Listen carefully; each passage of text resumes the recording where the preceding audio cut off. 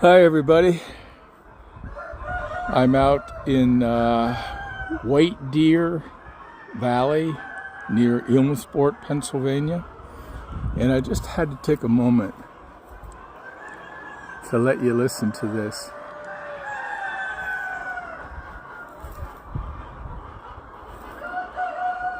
That's a barn full of roosters and they're really crowing up a storm. Okay, I just unloaded a couple pallets over here. I'm just a man of many talents.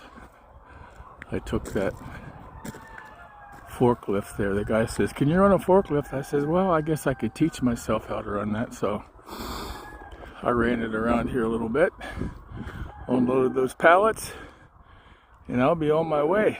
Talk to y'all later.